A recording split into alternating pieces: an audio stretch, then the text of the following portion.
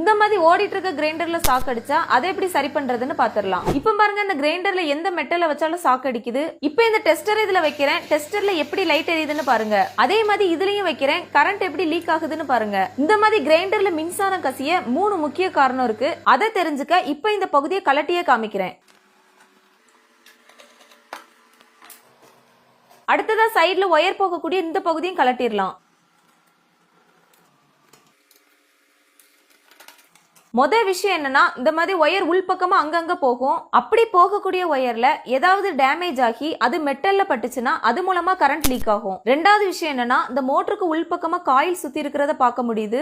அந்த காயில் உள்ள இன்சுலேஷன் ஏதாவது ஒரு காரணத்தினால டேமேஜ் ஆகி அந்த காயில் நேரடியா மெட்டல் பாடியில படும்போது கரண்ட் லீக் ஆகும். ஏன்னா அந்த மோட்டர் பாத்தீங்கன்னா கிரைண்டரோட மெட்டல் பாடியோட தான் போல்ட் போட்டு டைட் பண்ணிருக்கு. மூணாவது விஷயம் என்னன்னா, தண்ணி உள்பக்கமா கசிஞ்சு ஒயர் கனெக்ட் பண்ணி வச்சிருக்க இடத்துல பட்டுச்சுன்னா அது மூலமா கரண்ட் லீக் ஆகும். இந்த மாதிரி சம்பவத்தால மின்சாரம் தாக்கி உயிரிழப்பு ஏற்படாம இருக்க ஒரு 2 விஷயம் செஞ்சாலே போதும். முதல் விஷயம் என்னன்னா, இந்த மாதிரி மின்சாதன பொருட்களுக்கு ஃபேஸ், நியூட்ரல், எர்த் இப்படி 3 லைன் கொடுக்கணும். ஆனா இதுல பாத்தீங்கன்னா ஃபேஸ், நியூட்ரல்னு 2 லைன் தான் கொடுத்திருக்காங்க. அதனால இந்த மாதிரி மின்சாதன பொருட்களுக்கு எர்த் லைன் எவ்வளவு முக்கியம்னு நேரடியா ஒரு செய்முறை மூலமா புரியும்படியே பாத்திரலாம். அதுக்கு இந்த பிளக்கை இதுல மாட்டிடலாம். அடுத்ததான் உங்களுக்கு தெளிவா புரியுறதுக்காக எர்த் லைனை ஒரு ஒயரை மாட்டி தனியா எடுத்துடலாம். இப்ப பாருங்க, அந்த ஒயரோட ஒரு முனை இந்த எர்த் லைன்ல மாட்டிருக்கு, இதோட இன்னொரு முனை என் கையில இருக்கு. இப்போ இந்த கிரைண்டரை ஆன் பண்ணி இந்த டெஸ்டர் அந்த கிரைண்டரோட மெட்டல் பாடிக்கு மேல வைக்கிறேன் பாருங்க.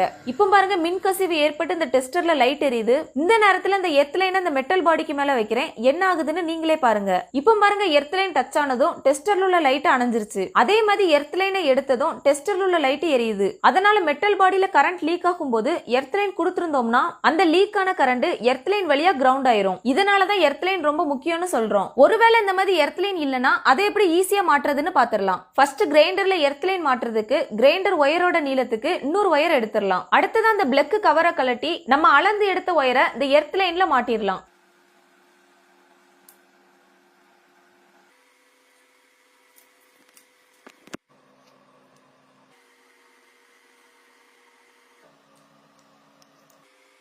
இப்போ இந்த எர்த் ஒயரோட இன்னொரு முனையை எடுத்துடலாம். அப்படி எடுத்த ஒயரை ஏற்கனவே ஃபேஸ், நியூட்ரல் ஒயர் போற வழியா விட்டுறலாம். அடுத்ததா 2 இன்ச் அளவுக்கு இந்த ஒயரோட மேல் பகுதியை கட் பண்ணி எடுத்துடலாம். அடுத்ததான் இந்த மாதிரி போல்ட் அங்கங்க இருக்கும், அதுல ஏதாவது ஒரு போல்டுல இந்த ஒயரை திருக்கி விட்டுறலாம். அப்படி திருக்கி விடுறதுக்கு முன்னாடி போல்டுல இந்த மாதிரி துரு பிடிச்சிருந்துச்சுன்னா மண்ணெண்ணெய், டீசல் அல்லது இந்த மாதிரி தின்னர் அப்ளை பண்ணி துருவை தேய்ச்சி எடுத்துடலாம்.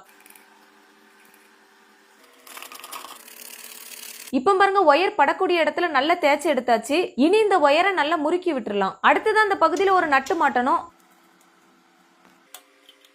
இப்ப பாருங்க, சூப்பரா டைட்டா மாட்டியாச்சு. அடுத்ததா எர்த் ஒயர் மட்டும் தனியா இருக்கு, அதை சேர்த்து வச்சு டேப் அடிச்சிடலாம்.